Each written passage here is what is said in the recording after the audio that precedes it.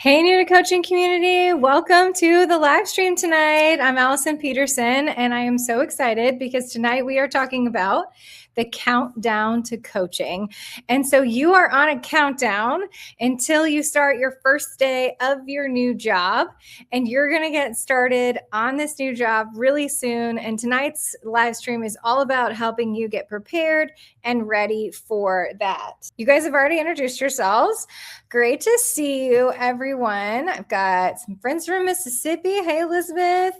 And then Vicki, you were saying you were the first one here. You sure were. Chickamauga, Georgia. You are not that far from me, friend. Not that far at all. I'm in Dalton, North Georgia. Massachusetts. Stephanie from Georgia. So great to see y'all. Florida, Colorado. Okay, great. Well, I am going to get us started tonight. We're going to talk about your countdown to coaching and what I can help you with to get started. And really, before you start your new job, get started, prepare, get ready. What can you do before you start? So that's what we're talking about tonight. And I'm so glad you're here. And so let me put my first question up for you and you can start answering it. Here's the first question you're answering in the comments. Okay. After you introduce yourself, now you're going to tell me how long you have been teaching. Okay. You start with that. Okay. This question is one of my favorites to ask new coaches because it absolutely is kind of like amazing to see all of the years that you were in the classroom and now you're transitioning to coaching. So I have been supporting new coaches as they've moved from classroom to coaching for over 6 years now. It's really 7 years now. And I myself have been out of the classroom for 12 years now as an instructional coach. And so this feeling of like transitioning from classroom to coaching, even though I've been out of the classroom for a long time, there's still some things that are still hard to transition to. And so, hearing your years that you have put into teaching is so important for you as you think about starting your new job. So 27 years, 37 years, look at these. These are amazing. 32 years, 6 years. Starting year 16. Awesome. But I was just there 10 years, 33 years, 23 years, 21 years. Look at y'all. It's amazing. 26 years. So what I was thinking about this morning when I was doing my my personal Bible study this morning was just this feeling. I was thinking about y'all and I was thinking about this transition from classroom to coaching and how hard it can be. And it can be so difficult to step out of the classroom after all of these years that you have had in the classroom doing this work. But something called you, something drew you out of the classroom, something is leading you towards a next step, a next big thing. And that right there, I really feel like is a powerful thing to kind of anchor all of your work to as you're thinking about this countdown to your new job. What I was thinking about in my Bible study this morning was in Philippians 2. Paul talks about how that God will equip us for the work that he has called us to do and that pleases him to do. And so that idea is this equipping. So you've had all of these years in the classroom. You have a lot of things that you're bringing with you to this new job. And even though this new job is going to be very different from the day-to-day of a classroom environment, from the job you've been doing for so many years, you still have this amazing equipping. And what you have is this feeling that you have, that you get to bring with you all of your expertise and knowledge and things that you learned in the classroom and share that with teachers. And you also get the opportunity to bring that experience kind of like with you as you try and help solve problems with teachers. And those things are important. They are your equipping. But then there's also the next phase of your equipping. And so when you are stepping into a new role, especially one that should seem similar, but it's actually really, really different, which is like stepping from teaching to coaching, You have to also have kind of a new equipping. You're going to have to learn a new way. You're going to have to start thinking differently. You're going to see a new side of things that you did not see before or know before. But it's really hard to even know what that is until you're into it. So tonight, as we do a countdown to coaching, what do you need to know before the first day? I really want you to feel like you're coming and you're equipped. And I want you to feel confident in the fact that you have a lot to bring. A lot of you went through a really intense interview process. I've talked to many coaches lately who have been through interviews and possibly like multiple interviews or a panel of teachers or who knows what. But when you were chosen to do this job, it was because you were qualified and they saw in you what you can bring to the job. And they're so excited. Some of you were tapped on the shoulder and said, tap, tap, tap, I'd love for you to apply for this job. And you were like, I don't think that was going to be me. Right. So really realizing that you're coming with this equipping is something that I want us to step into with confidence as you step into your new coaching role. Often new coaches feel excited and nervous. And both of those emotions are kind of like interchanging back and forth, excited, nervous. And so what I want you to start doing is realizing that we can channel excitement and we can become confident in what we're doing. And then tonight we're going to talk about how to overcome some of the nervousness. We're going to get ahead of some of the things that are making you nervous or making you worried or making you wonder how it's all going to go. So I definitely need your questions in the comments as we go through tonight so that you can tell me what kind of things are on your mind that you want to know about. So I really think that you are super equipped, but let's talk about what do you know about this new role, okay? So you can kind of tell me a little more about your journey, your transitioning from teaching to what is your role, and then like what do you know so far? Like a little bit? Like do you went to a meeting with your principal and they told you a little bit? Maybe you're moving internally in the building, so you have a little more insight, but most of the time coaches have an interview, they get hired, and then they hear crickets. And so they have very little idea what their new job is going to be. So tell me whatever it is you know so far about your new role. That's what we're going to work from as we make this plan for you to step into your new role. Also, while you're typing, tell me when you actually start. Okay. So that's the other thing we're going to work on tonight is like countdown from day one. If you are showing up and teachers are showing up and you've got to go to your first day on the job, what kind of things do you need to be thinking about before you start? And what kind of things can you be doing before you even start? So that's the question we're going to answer now. What do you know so far about your new role? And when do you actually start it? So that's what you're answering for me. So put that in the comments. Jessica says, I only know a little. I am still a little confused. Okay, this is pretty typical. I mean, one other thing you're going to get from this live stream tonight is that you are not alone, okay? Because I have talked to so many new coaches and I will ask them, like, what is your new role? And they'll say like, oh, I'm an elementary literacy coach. And I'll be like, okay, so what does that mean you're going to do? And they're like, they didn't tell me. I think I'm going to do this or that, So, sometimes you know a little bit about what you're doing. Sometimes you know nothing. And that's kind of a weird place to work from. So one of the things that's the hardest to transition from classroom to coaching is the fact that you have been doing this teaching for 26 years, as we just said, 23, 35, whatever it was. You've been doing this for so long that you know what you need to do in the summer to prepare for next year. Like, you got a new set of kids. You're probably a very inspired type of designing type of teacher. So you were ready to make some tweaks and you're thinking about what you're going to change for next year. Like, what to do over the summer to prepare for classroom. But now that you're transitioning to coaching and you really just don't know very much at all about your new role, it's just a bunch of unknown.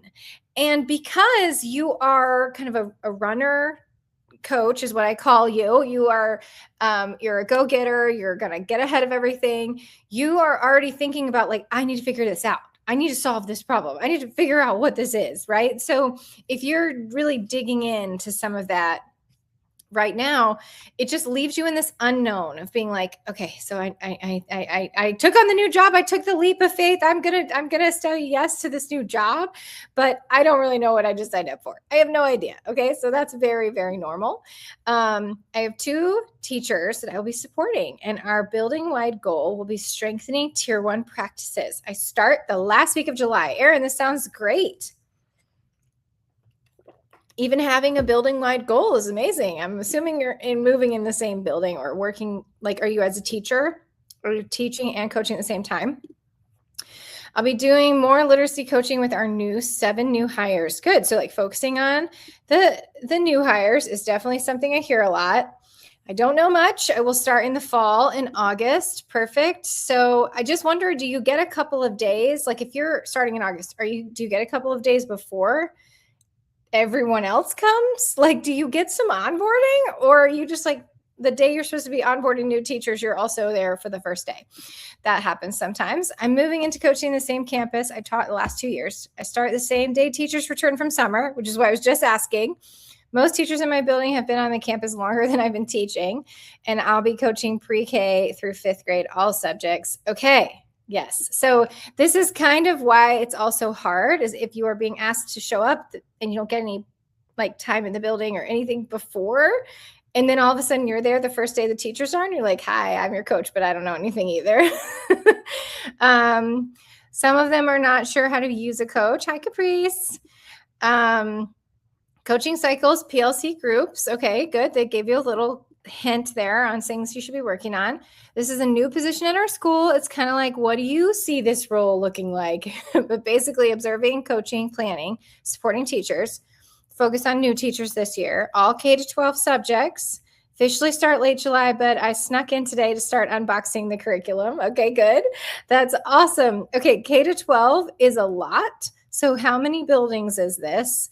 And like, I mean, that's a lot. It's going to be great, but that's when you take on the K-12. Beginning of August. Okay, great. Working on building relationships with teachers that I've been working with for 18 years. I'll start a full year of coaching next year. Natalie's so excited for you. I will lead PLC's data meetings, professional development, provide one-on-one coaching. Start beginning of August, same day that the teachers return. Do you also have to present a PD like the day teachers return? Not the day they do, but sometime that first week. That's the other thing that happens, is you get thrown really deep in the deep end where you're like, hi, I'm new here, but let me present this PD to you. I'll be working with 6 teachers. I'll be helping to strengthen Tier 1 practices, help teachers use data, professional development, and data meetings starting first week of August. Good. I'm hoping I will get some time to come in ahead of the teachers. I hope so too. I had a coach that changed my life the last 3 years of teaching, and it's all one building. Okay. All right. Okay. That's not bad. That's not bad. One building is definitely better than a lot of traveling, and oh, that's okay. I can still get you. Okay. So this is great. This is great. Kind of, what do you know right now about your new role, and when do you start, and what can you do before? So that is where I wanted to start our conversation, because often, like I said, you just are left in the unknown. You're not really sure what it is you're walking into. And it's kind of like, what should I be walking into? And just like, see, where's this comment? This is this one about, what do you see this role looking like? This is what we're going to talk a little bit about today, is just being able to articulate like what the role should be, even if no one else is telling you. I'm a small Christian school in a dual role as principal and coach, and there are new positions in the school. I'll be focusing on supporting teachers. Hi, Kelly. I'm so glad to have you. Okay, so let's talk now about the next thing that you've probably done. Okay, in your panic of not knowing what to do and your worry about the unknown, have you started researching all the things? Okay, what have you started researching? And what I want to do is kind of like, I want to hear what kind of things you've started to look into and found. And then I want to help you kind of reframe like where you should be starting with some of this research, so that you're not feeling like, where do I start? I have no idea where to start. And instead you're kind of ending up chasing down every rabbit hole. I want you to really feel like I can kind of help funnel you to like, what should you be doing? What should you be looking for? So what have you started researching? I forgot to grab 2 books off my shelf, so I'm going to grab them while you answer that question. Hi, Facebook. Are you still out there?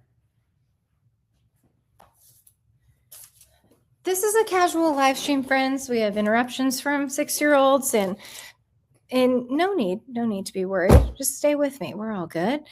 Okay. So some things that you've been researching, I want to see how to build relationships. Jessica, that's a great one. I want to know where did you go for this? I want to know. I've been reading books, watching videos about what coaching is, and that's how you found me on YouTube. Oh, awesome. Good. I feel like you just proved mission accomplished for some of the things that I've been able to share. I love sharing with new coaches how to do tier 1 support. I love that. That is good and very meaningful. I spent a great portion of my time as MTSS lead, and I want to focus more on the instructional coaching position. I conduct PLCs and data meetings and observations and one-on-one mentoring. Yes. Okay. So those of you who are really overlapping or intertwined really tightly with MTSS or student support, those can be difficult to kind of separate out from. But I think that is common. It's definitely common. So we got to figure out how to focus your energy and time. I just finished reading Kickstart Your Coaching Cycles. That book has helped a lot. I don't know if you'll know, but I have a book. I know that you do because many of you have seen it. But I'm going to share a little more from it tonight. Started researching what coaching is, different strategies to use with teachers. I purchased several books on coaching. Okay, we are on the right track, Celissa. We are on the right track. Now, I think we did meet, didn't we, Celissa? And we chatted about this. Join some Facebook groups on coaching. Yes, I've seen many of you in the Facebook groups. Coaching expectations, goal setting from the state. That's awesome that those are there. Those are good to anchor to. Good. You've been doing these are great. Like if you don't know where to start, it looks like y'all have found the great. Jim Knight's books have helped. My book has helped. I took a class last week and your book was sitting beside me. Yay. I'm so glad. Like, this is so awesome. Oh, okay. Shoot. You were in my workshop last week, Vicki. So glad you're here. Listening to John Maxwell Leadership Podcast. Michelle, nice to see you, friend. And yes, JM, the man. Okay. Well, y'all are on the right track. I love it. I'm so glad to hear it. One of the things that I find with new coaches is they do sometimes go down a rabbit trail around diving into feeling like they need to learn the content out of this unknown, this feeling of like, I don't know where to start. They also get overwhelmed that maybe they hadn't taught a grade level before, right? So you just took on, somebody was just telling me it took on K-12, right? And you're like, but I've never taught middle school or whatever. And so you start feeling as though you won't be adequate as an instructional coach if you have never taught this subject and you don't know it well enough. And I do see coaches sometimes going that way or feeling like they need to learn all the standards, which I'm not saying you don't need to learn the standards, but kind of like deep diving towards like content standards. Sometimes instructional strategies is another one that I see them going towards, which these are not bad things. Like content standards, instructional strategies, they're not bad things. But the thing that happens with instructional coaching is you can actually become a partner with the teacher. And she or he, but she is always my example. She is going to be the one who holds the knowledge and information about things like standards, the curriculum that you're implementing, the content. Like it's their role to know and understand their grade level. Now you should gain knowledge of that as you go. It's not like you're going to continue to stay ignorant, but if you don't know every grade level, you can sit across from a teacher and say, you know what? I'm new. I'm still learning 5th grade. And I would love for you to tell me what it is that is going on in 5th grade so that I can support you. Like, I think we should come in as the expert and already know all of this, but the expertise actually can sit with the teacher.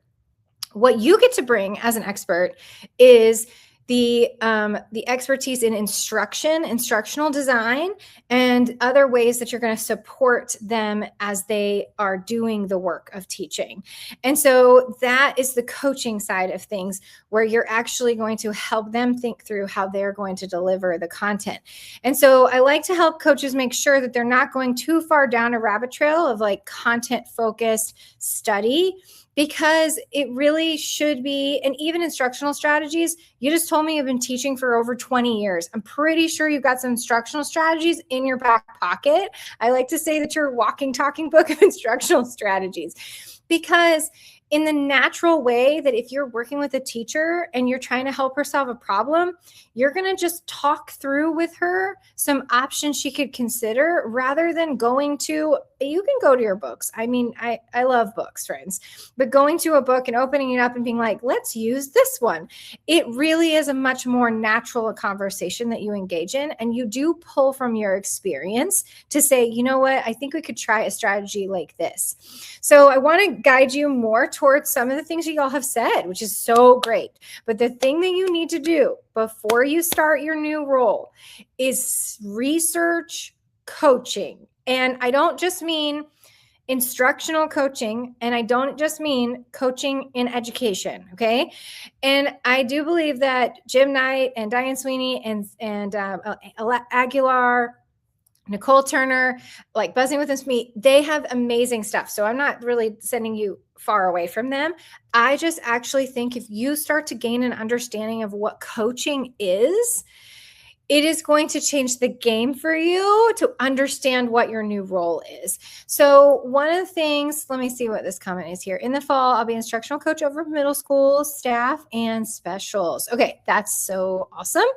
Okay, so one thing that we are going to work through tonight is these roadblocks. So in my book, Kickstart Your Coaching Cycles, I didn't share the books with you. Did I? I was getting there, I think. I think I lost my train of thought, but I'm going to come back to it, I promise. Okay, so in my book, Kickstart Your Coaching Cycles, I talk about the roadblocks that you hit the first year as a new coach. And one of the things we're doing tonight is we're going to help you prevent hitting them.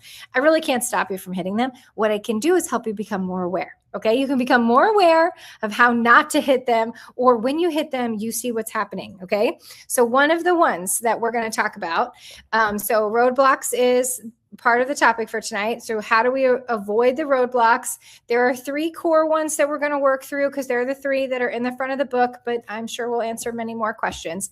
But the reason that I didn't lose my train of thought, the reason that we're doing these roadblocks is because one of them is the fact that you have to overcome a lack of clarity. One of the biggest things that is going to hinder you on your journey as instructional coach is lack of clarity. And why we have to go back to learning about what coaching is in a very pure form, not just in a form that is associated with teachers or education, is because it's going to give you clarity around what the work is that you should be doing every day with teachers. And it will help you develop language in which to speak to teachers and talk to teachers in ways that will actually help them change their practice. So that's where the books come in. So if you have not already, this is the book that I always recommend to every new coach. It is the starting place. It is so readable. It is a short, quick read. Grab the audio. You will really, really like it. Okay, so it's called The Coaching Habit. Give me your thumbs up or comments if you've already read it, or if you already have your copy, because I'm sure someone has told you about it. So what this book is actually not directed towards specifically in education. It's more like business coaching, actually, but it's more about leaders coaching people and realizing that it's going to work better if you ask them questions, say less, ask more, and change the way you lead forever. So it's actually going to help you develop a coaching habit, a habit of asking questions instead of giving advice. And if you can put this on, this hat of coach, before you start coaching, this is going to change everything for you. This job someone else is going to direct you in a way that's going to make you think that you're supposed to be telling teachers what to do. And I'll be honest with you, if we start with the perspective of my job is to tell teachers what to do, then this is going to get way harder. It's going to create resistance instead of stop it. And so what we have to do is realize we have no authority in the instructional coaching position.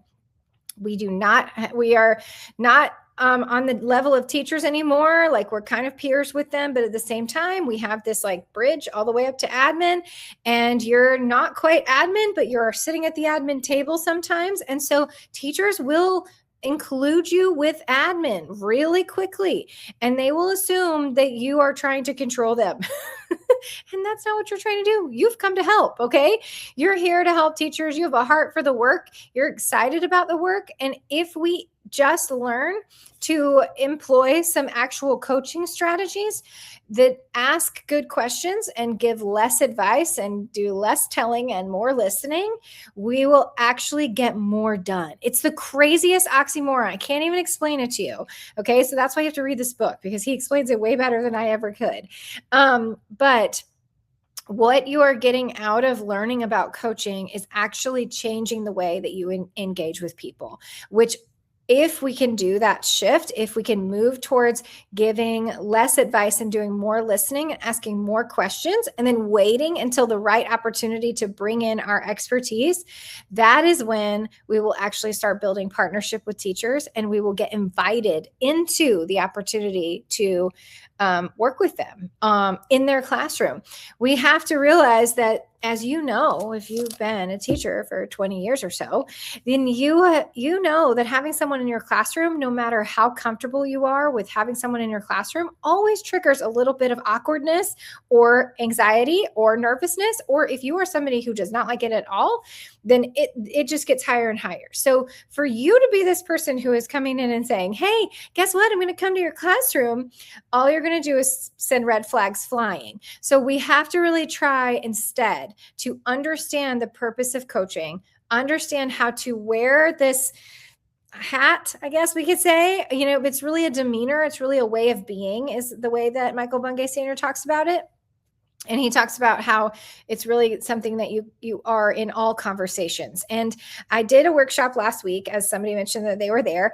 And I talked about this idea of this way of being and how it could really change your conversations. And one of them was like, well, this will change my marriage. I'm like, yeah, no, seriously, this will change your marriage, because it's not just with teachers. It actually will change the way you interact with all people, which will make you more approachable, more likely for people to want to work with you. I mean, it's a crazy magic that this has, but it really is about intentionality in conversations, and it will change the game. So this book is the first book to start with. And then his companion book, if you are just buying on Amazon, you're going to buy. The Advice Trap is the companion book, which I do recommend, but read the first one first. And then we already talked about my book, Kickstart Your Coaching Cycles. It's built kind of from Michael Bungay Sr.'s work. From there, how do we build a natural and organic way to enroll teachers into coaching cycles using his strategies? So he talks about how you can coach in 10 minutes or less. And that is kind of what I bring over into Kickstart Your Coaching Cycles, and how you can organically enroll teachers into coaching cycles. So I love that. Stephanie says, that's why I'm here. I've been a coach for 3 years, but I want to learn more. The coach I replaced did what she did, what the one did before her and before her. No one was giving the best example, no fault of their own. Yes. So it really is about changing the way that you talk to, interact with, and converse with people. I have books on my newtocoaching.info website. I think it's My Favorites is the link there. That is a lot of the books that I recommend. The other one that is actually a school-related one is Jim Knight's Better Conversations. So his impact cycle about coaching cycles is also very good, but I actually recommend Better Conversations first, because it's kind of this thing I'm talking about. You can go learn about coaching cycles and all that. It's going to be useful and helpful, but what you really need to do is learn how to engage with people.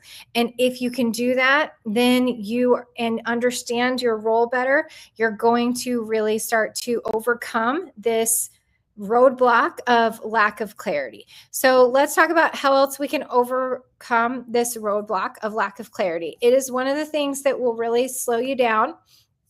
And this is my instructional coaching role graphic. I do have this in a template form. I'm going to go ahead and just grab that link because I know you're going to ask for it. A template form that you can grab and you can make this your own. Okay. Because a lot of you have like slightly different, nuances to the ways that you are having to do your job. But one of the things that has to happen as you are thinking about getting ready for your job is you've got to start getting clarity around your role and putting it into some kind of graphic. It doesn't have to look like this. It can look like anything you want that helps to explain to teachers what you do and how you help, and that the role is non-evaluative. And surprisingly enough, you would think, and I'm just going to take this down for a second, I'll put it back up. You would think that somebody at your school was going to give you this, was going to tell you, here's what your role is. If they give you a job description, you get a gold star because you're one of the few. Okay. So you probably won't even get a job description. If you do, it'll be vague. Then you'll go into a meeting with your principal and they'll do exactly what somebody said, which is, what do you think it should look like? Like, they will not always give you direction that you wish you had. And so what I recommend to coaches who are new before they start their jobs is to go and do the research like you guys have done. I'm so impressed with what you told me you had been reading. Like, go read all of that. Go research all of that. Go learn about coaching, what it's supposed to be, how it's non-evaluative, and what coaches are supposed to be doing when they work with teachers. And then build a graphic so that you can tell teachers what it is that you'll be doing and partnering with them. And of all the things on the graphic, only one or two of them might imply that you're going to go and walk through their classroom and watch them teach. So the other thing that happens with this is the role clarity that has to happen as you explain to teachers what your role is that if you don't explain it well, it will sound exactly like evaluation. And teachers are going to be like, I don't want to have anything to do with that, or not, or you're going to become an evaluator. The role of a coach is intentionally non-evaluative. So if you sit across from your principal and they say, I want you to go visit classrooms, and it's not that you shouldn't visit classrooms, but you have to help kind of make it so that teachers are really understanding why you're visiting classrooms and that it's not necessarily to evaluate them, because they won't really believe you any other way. Why else would you be in my room if it wasn't to give me an evaluation? They've never had anyone in their room, unless they've had like a really good coach, like y'all are saying, who has done this work and done it well and shown them what it looks like to have partnership. So when you explain to teachers what your role is, it's very important that they understand. I also think that coaches who are new are hesitant to bring this to a meeting with their principal. That is actually what you should do. So when they hired you, they saw your potential and how great you were, and they saw that you were a go-getter and they were excited about what you're going to bring, and they're waiting for you to show up at the meeting with a plan. And I know that sounds backwards. It sounds so backwards, doesn't it? That they're like, wait, you want me to give the principal a plan? No. I don't give the principal a plan. The principal gives me the plan and then I do the plan. Yeah, but you just got hired. The principal doesn't really know what for either. So when you show up with a graphic that says, and you say the language, I was doing research in instructional coaching, and here's what I discovered about my role and what it should be. Tell me what you think, if this is in alignment with what you were thinking. That is so helpful for a principal, because they're starting from not scratch. We're not starting from a blank piece of paper. We're starting from a draft. Is this in alignment with what you were thinking I would be doing? And then you are actually coming to them with the clarity. And then you're going to have something on that graphic that they didn't even think of. And they're going to be like, oh, of course you would do that. Yes, I definitely want you doing that. So the other thing that happens when you do this role clarity work is, first of all, you get clear. Most important thing, you have to have understanding of what this role is before you start it. You don't have to understand everything, but you've got to at least have an understanding of the partnership, the non-evaluative part, and what a coach does in partnership. And what does partnership even mean? It means you're not just walking through and giving teachers feedback. It means you're working with them in coaching cycles to help them make actual change in their classroom. Well, we can talk more about coaching cycles, but I only have so much time in one live stream, friends. So what happens is you get clear, then you meet with your principal and you help her get clear with you. You guys get clear together, him or her. You get clear together, and then you create clarity for the teachers. And that is another way that you just can start. Before you start this role, you have to get this clarity going. So this is kind of my biggest mantra that soapbox that I stand on for new coaches is working on this. And let me tell you, I have my Make Change Happen Academy, which is my year-long program. It's a mentorship program and a training program for new instructional coaches. You join for a year and you get mentorship with me, Zoom calls, and like one-on-one support. So, but I just met with two of my cohort ladies who probably aren't here tonight because they're busy.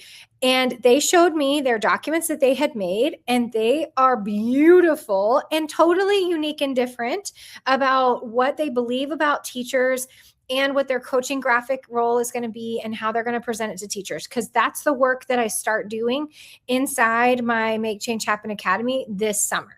So if you're interested in learning more about working with me like all year long and really having me be your mentor and trainer, and then you go through my online courses and stuff, that is something that I can tell you more about at the end. So you can just drop learn more in the comments and I can reach out to you too.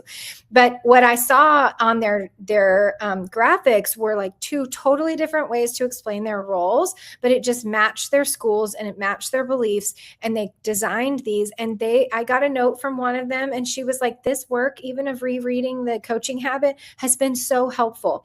So it really will create a lot of clarity for you. So if you went on a research rampage, you're on the right track. Just make sure you keep studying coaching. And then do the step that maybe you weren't thinking you should do, which is take all of that research and put it into something that is actually going to be a way for you to communicate to others what instructional coaching is.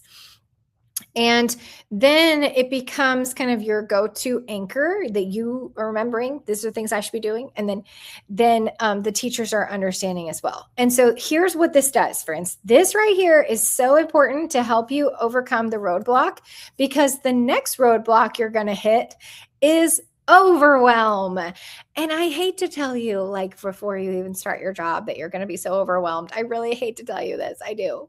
But here's why. Okay. It's because if you don't have lack of clarity, if you have lack of clarity, so you do not know and understand your role, and you don't have these kind of boundary markers that you're going to create in your document, then you are going to start getting pulled in about 10,000 directions. You are a very capable person. Look, they hired you because you can probably do like 4 jobs, not just this one. Okay. So you have a lot of things to bring to the table. And as soon as they see what you offer, they're going to start putting you to work in all the places except coaching. Friends, do you hear me on this? If you are a coach who has been through your first year and you are here, please tell me that this happened to you. Like, you will be pulled in a bunch of different directions, told to go do a bunch of different things. You'll be leading PLCs, doing PD. You'll be doing things that are kind of coaching, but the thing that will happen is you'll get further and further away from actually working with teachers. You'll be in admin meetings. You'll be, I spent like a full month in interviews the other day. In this spring, we were in teacher interviews and we were pulled into all of them. And I appreciate being involved, but it's kind of that thing where you're like, I can't be coaching if I'm in here doing interviews all day long. So you become semi part of the admin team, and then you get swept into a lot of other tasks. And so what you have to do is create role clarity and some role boundaries from the beginning. This feels crazy if you are a new hire coach, because you're like, but I just started this job and I don't know what I should be doing. What do you mean me telling them what the job is and me telling them what the boundaries are? And it feels like you're telling your boss what they should do. I know it feels a little weird, okay? But I want you to kind of switch your hat and remember that they hired you because they thought that you had the confidence, the ability, the equipping, everything that you need, almost like hiring a consultant. Like they almost hired this, like, okay, we want her. She's going to do this. It's going to be amazing. And what they want you to also do is own this role and bring to them what this role is going to be. I wish that you were going to get this, amazing plan for your coaching program and someone's going to hand it to you, but I've never met a coach who has gotten it. So even the ones who work in the district level coaching, and there is a pretty good coaching program going on, and there's a little more clarity and some training. Like if you're like in that environment, you would think, oh yeah, now they're really going to know what they're doing. Yeah, they still have a lot of questions. Okay. So you have to do some of this work of really figuring out what the role is yourself, putting the words to it to create clarity, then start using those as boundaries, because the overwhelm is going to hit. And if the overwhelm hits, the first thing that's going out the window is coaching cycles. And coaching cycles is one-on-one work with teachers where we see change happen in actual classrooms. So we don't want to get pulled too far away from the most important work that we're doing, which is what I wrote Kickstart Your Coaching Cycles about. Like, how do you get to the one-on-one coaching, and how do you prioritize the one-on-one coaching, and how do you enroll teachers into the one-on-one coaching? Because that's the work that really is going to move the needle. And I know that PLCs are important.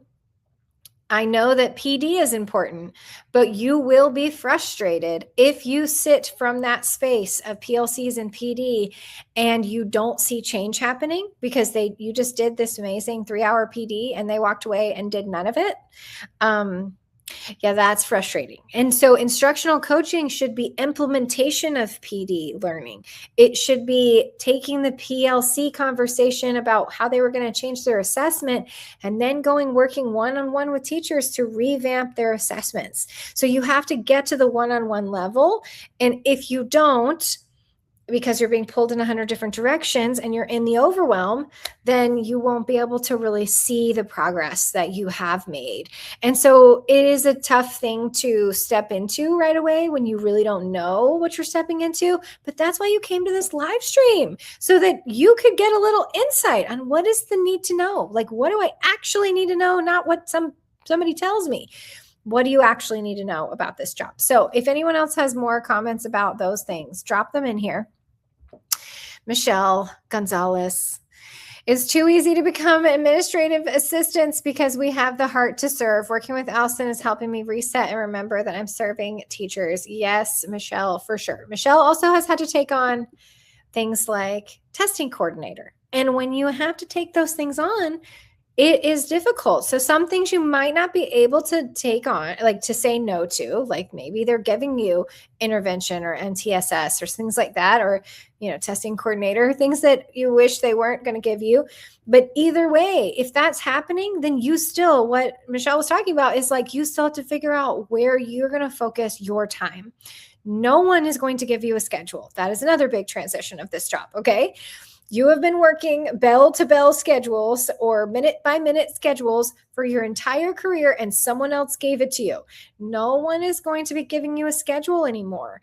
And so that is easily enough solved. You can go and create your own.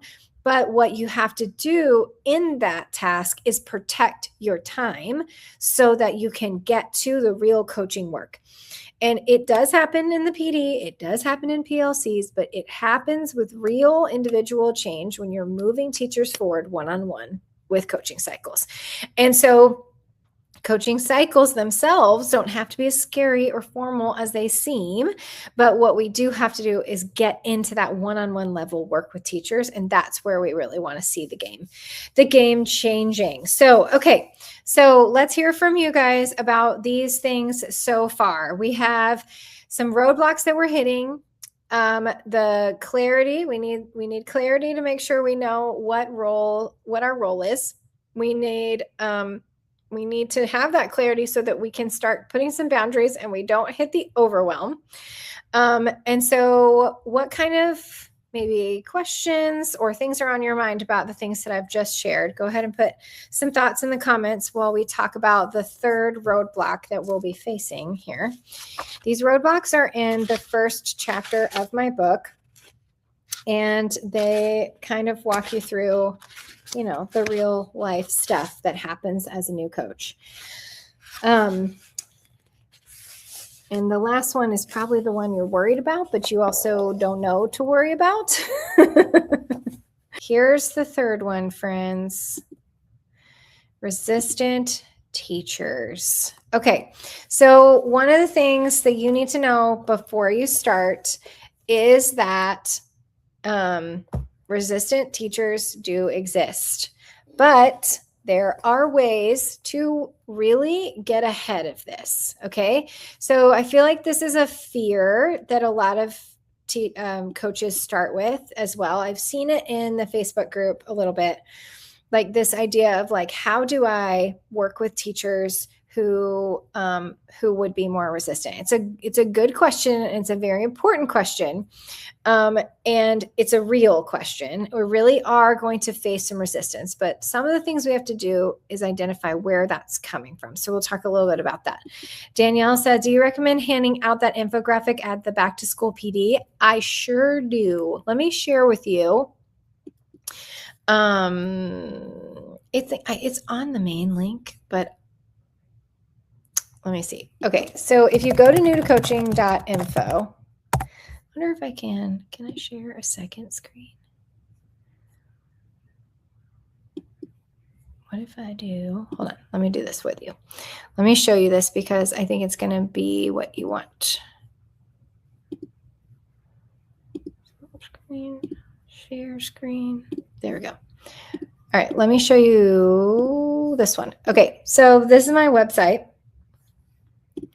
When you get onto the website, you scroll just a little bit down. Okay. It's newtocoaching.info. Scroll down here to this.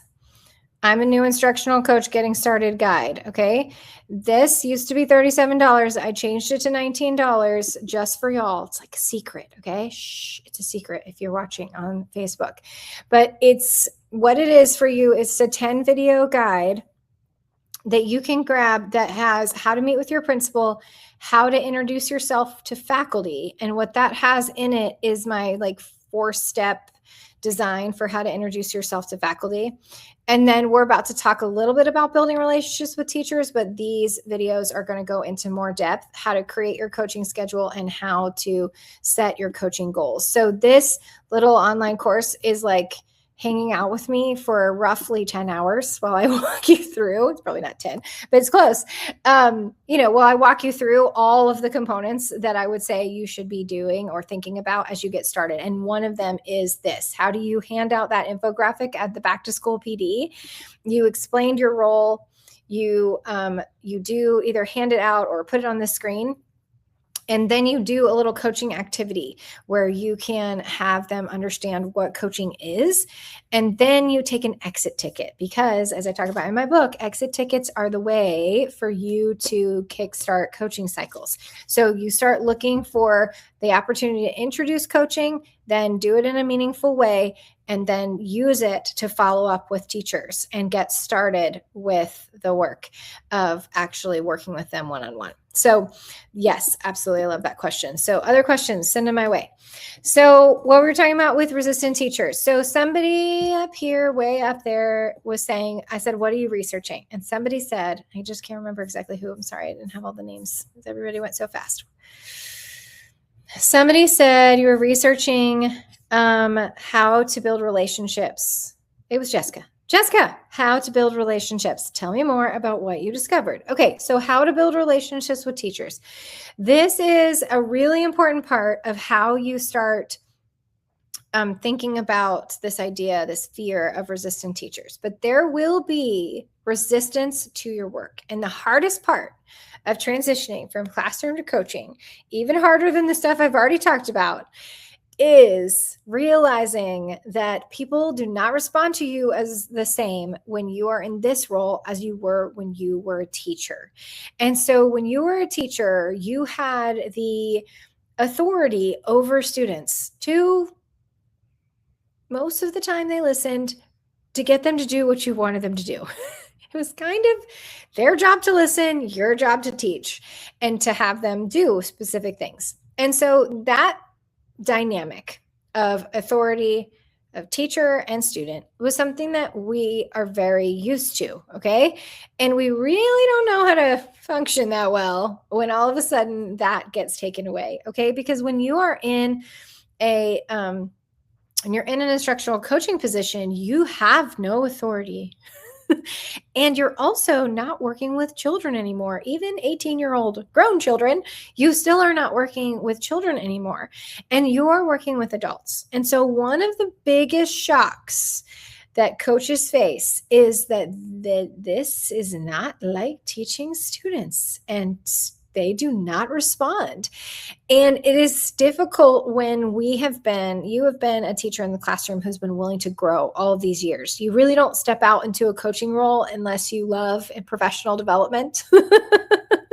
It's kind of like you got to have one to be an instructional coach. So you've always loved growing and learning in your practice and in your classroom. So it's very shocking when you get on the other side of the table and you realize that not everyone does like this very much. And you start realizing that now they don't like me because I'm the one who is making them do it. Oh my goodness.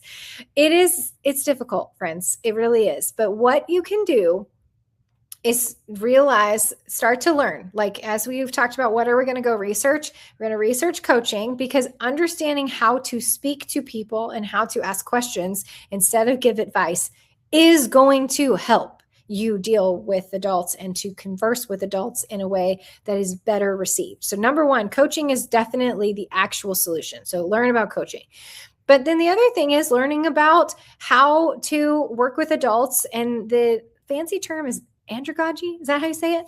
But, pedagogy was for children. Now, andragogy is for adults. And understanding what it means to work with adults and how to teach and learn, how to teach and grow adults. It's very different in terms of things. So what we have to do is kind of understand that. The other thing we have to do is understand that that there is a source of resistance. There is a reason that they're resisting, and it's not always just you and your approach, which we can always work on our approach. We can always be more humble and mindful of our approach. But the thing is that you are an agent of change in this school.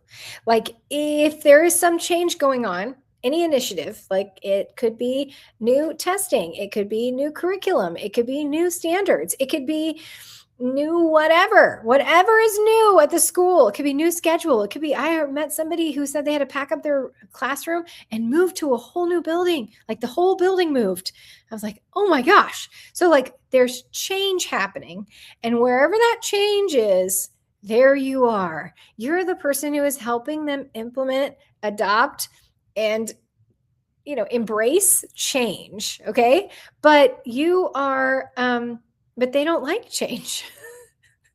People don't like change. In general, people don't like change. Okay. So people resist change, regardless of the fact that it was you who asked them to do it. They don't really like to change. And it's not just people, but it's also our brains. So our brains are actually wired to keep things in status quo, because it makes our brain use less energy when we don't have to think about what to do.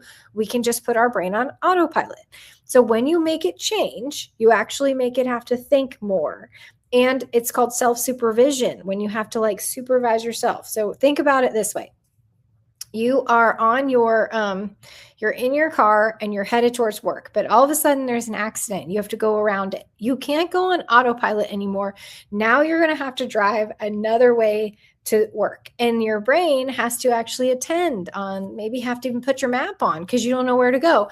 So you have to be more active and engaged and less autopilot related. And that's really what the brain does not like. It does not like to have to do that. And so if you ask a teacher to take on a new curriculum when she's been teaching the old way for a lot of years and she knows how to do this other way, it actually takes a lot of brain power for her to change. And she's going to resist that change because it's so much the energy, like physical energy that she has to give to this idea.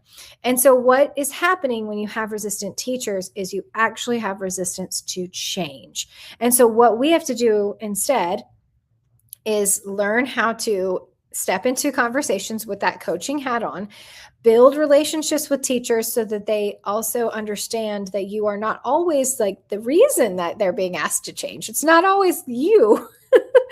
But that they'll be more willing to engage with you in how you can help them get through this change that is being asked of them.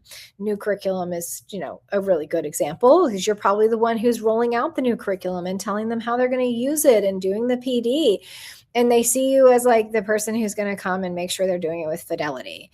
And you're like, no, I am going to come and help you with this, but it's more like, I really want to help you. I want to sit with you. I want to show you. I want to learn this with you. I want to be a part of this work with you.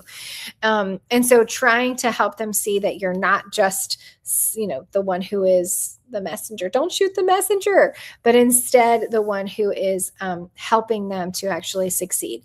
And we do that by building relationships with teachers. And so building relationships with teachers is all about conversation. So I talk about this in Kickstart Your Coaching Cycles and in a lot of other videos. I always mention the marble jar by Brene Brown. She talks about it in Dare to Lead.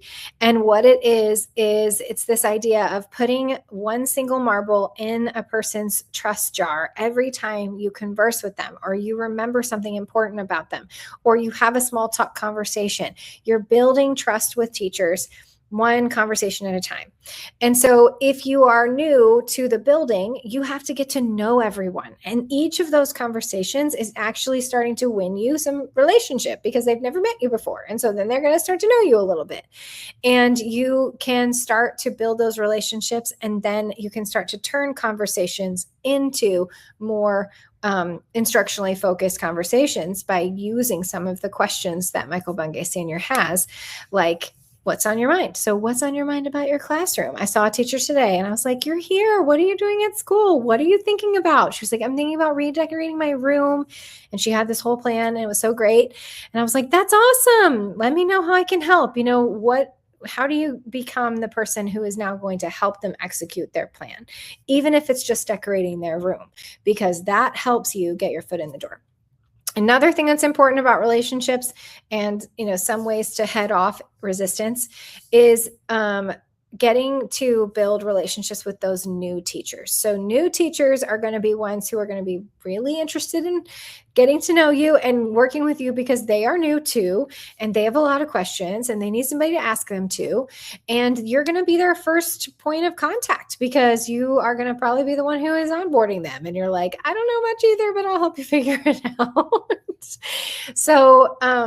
So those new teachers are going to be a good group for you to plug in with right away and start building relationships with. And they, you will get a little less resistance from them usually.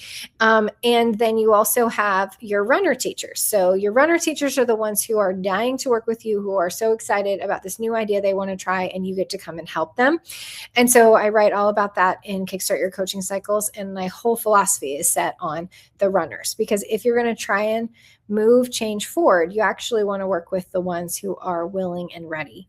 And so we do have resistant teachers on the table. They are going to be there, but that's going to actually take time for you to help them embrace change and for them to move forward in the change that's being asked of them. So that's going to take years for you to build those relationships and break down resistant teacher walls. You have other teachers that you can start with on day one. But what you need to know from this live stream is you need to know who you're looking for, and you need to know what you're doing, thinking about these teachers that you're going to try and work with. And you're not going to be as worried about a little bit of resistance over in the corner when you have teachers who are available, interested, and willing to work with you. Those are the ones you want to start with. So all of these things kind of lead us to recapping the 3 things that you might hit for overwhelm that you should know before you start. Okay. So, let's go back over those again. I need your questions in the comments. So drop me questions in the comments if you have any, and then tell me what was most useful for you in everything that I have just said. I feel like I'm talking a million miles a minute. So I hope I haven't been talking too fast with all of these ideas at once. But go ahead and put in the comments what has been most useful to you from everything that I've shared. I'm going to go back through it again, just as a quick high-level overview. Okay, so we're trying to really work through what you need to do before you start your new job, okay? Before it starts, before August is here, before the time gets here, okay? What do you need to do? You need to be prepared for some of these roadblocks. And one of the big ones that we talked about was this idea of clarity, okay? If you have lack of clarity, you're going to hit a roadblock right away. And then it's going to lead you straight into the second roadblock. Well, we talked about that, but the second roadblock, which is overwhelm. So you have this idea of if you're not sure what your role is and you walk into this job and you continue to just wait for somebody else to tell you what it is, you will find yourself in overwhelm very, very quickly. And it will stop you from feeling like you're being successful. I think you can still be successful, but often coaches come back to me by December and they're in tears and they're ready to run back to the classroom. And I'm not lying. I hate to scare you. And they are thinking that they have never achieved anything and they're never going to be able to do this job and they just can't do it. And it's all because of the overwhelm that hits so quickly. So I want you to get ahead of that. And the way that you get ahead of it is by working on your coaching role graphic and doing the research part of what we talked about. So we talked about the books you should read to do a little bit of research, understand what coaching is. You should get in here and start designing some kind of graphic that you're going to use to meet with your principal about, and you're going to talk to your principal about presenting it to the teachers, and you're going to get the principal to kind of agree with you on, hey, or make changes together with you on what is this job going to be, so that you have clarity. Because you can't even begin to start doing the next step, building a schedule, getting into what am I going to focus on, all of those things have to be standing on a foundation of what is my job. What am I supposed to be doing every day? So if you can get this clarity, that will really, really help you. And doing it in a graphic form, that means you can hand it out. You can put it on your bulletin board in front of your desk. It's something that becomes your anchor as you continue to tell people and teach people about what coaching really is. Okay. So that's what we're going to do with that. It's going to help us overcome the overwhelm. And then we're going to try to think about how to preemptively get ahead of the resistant teacher thing. Okay. The resistant teacher thing is real. It will happen. Okay. But we also can quickly change our mindset into thinking and blaming resistant teachers for just being mean resistant teachers. And they're just so mean. We have to understand where that's coming from. And helping people change is your new job. So your job before, when you were teaching students, was to teach and impart knowledge on them. And then they were supposed to learn. Okay, that was your old job. Your new job is to help teachers embrace change. You're really not imparting knowledge. There is some knowledge you can share. Obviously, there could be something you're training them on. But for the most part, your job isn't really about giving them your expertise or your content knowledge or what you know and assessing whether or not they learned it. It is about helping them embrace the new work that they're going to do and realizing that people resist change. And so therefore we have to be really delicate about how we step into conversations, how we deal with how we approach teachers, how we speak with teachers, and then how we build relationships with teachers and how we have patience. Y'all are used to 1 year with a group of students and then they leave and you start again.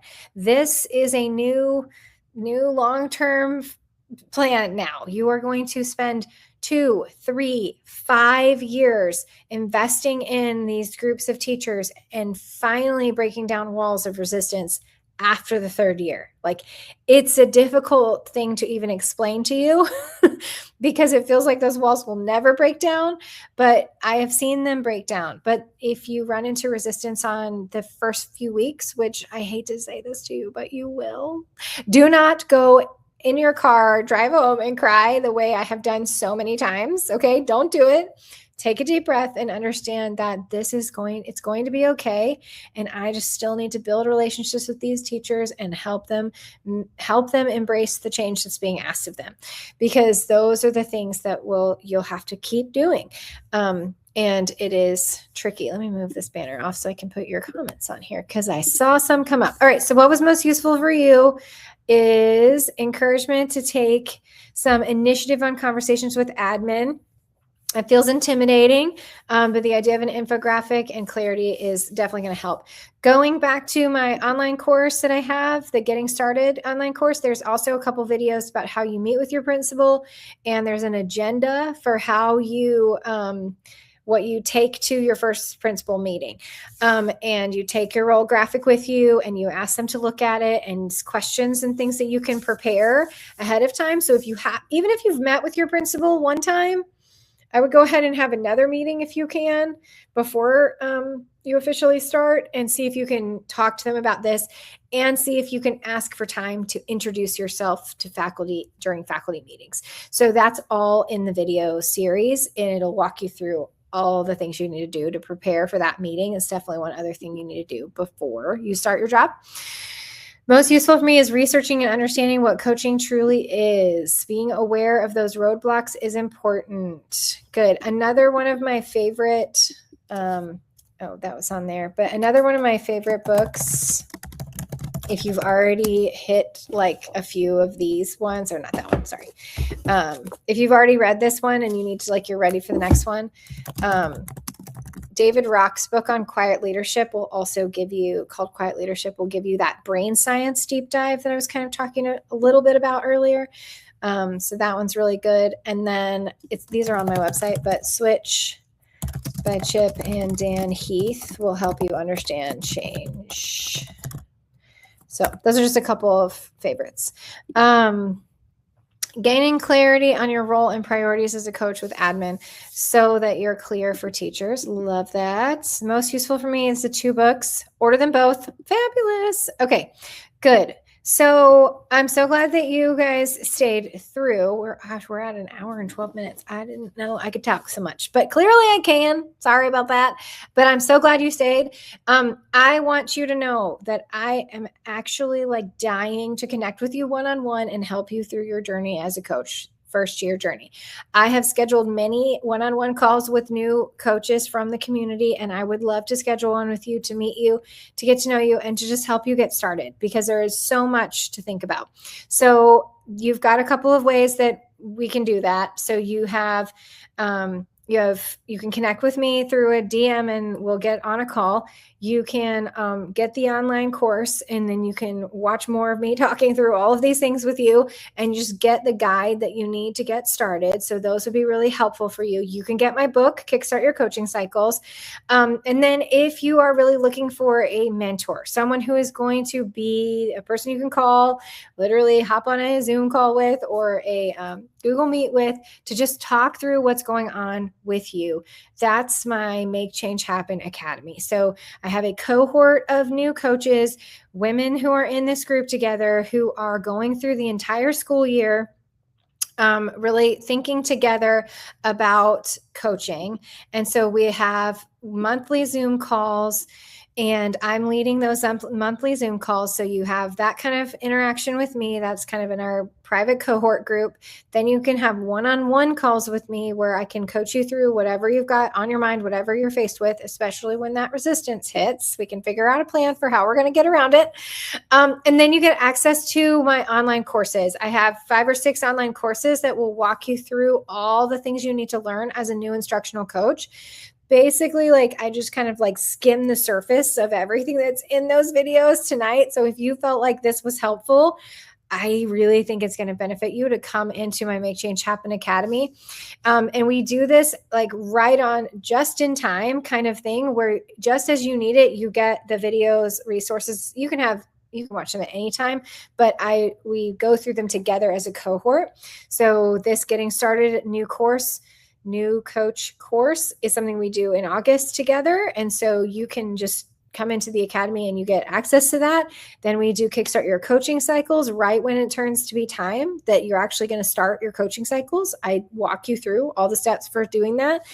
When the school year slows down a little bit, we do some self-reflective work, especially at the end of the first semester when you're like trying to process whether or not you still want to do this job and how are you going to adjust for the new year.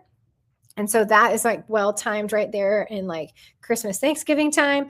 And then second semester, we head into leadership and change management content where you are really going to learn how to step up your game when it comes to leading from the middle, which is the idea of you as an instructional coach, not being an admin, not being a teacher. How do you lead in this kind of middle spot? How do you work with your admin? How do you coach up to your admin? How do you lead the teachers around you? How do you help make change happen? So all of that work. And right now in the academy, we're working on this role clarity work that you and I started on tonight. So you actually got a little preview of what we're doing in the academy. So if you want to actually come and do this work with my cohort of women and really be in a community that is working on this together, I would love to tell you more about this academy, get on a call with you, share a little bit. Your school can pay for this as professional development. So this academy is a year-long commitment, and I have schools pay for the year. And so if you have professional development money that your school is able to spend and you don't have other professional development that they're offering you, then you can send them information about this and say, hey, I know that you could send me to a workshop, but this would be even better because I get all year long support and I get it from a cohort of coaches, and then also from Allison, who has been coaching for over 12 years and can lead you through the work, the real work that you have to do.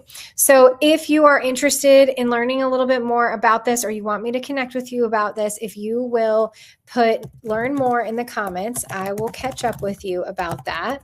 And you can also fill out the form on this site on the newtocoaching.info /academy. There is a Google form that you can fill out, and that will notify me to reach out to you. So I just truly, like, my heart is for new coaches. My heart is, how can I help these ladies who are taking this step from the classroom into coaching and like really taking this leap of faith? Like, friends, if you have made this move, you have had a moment of calling and feeling as though you are being called towards something bigger, making a bigger impact. And I just believe that the Lord is working in your life. And I believe that He is going to position you into a new role of leadership that He has equipped you for, but He is also going to teach you through.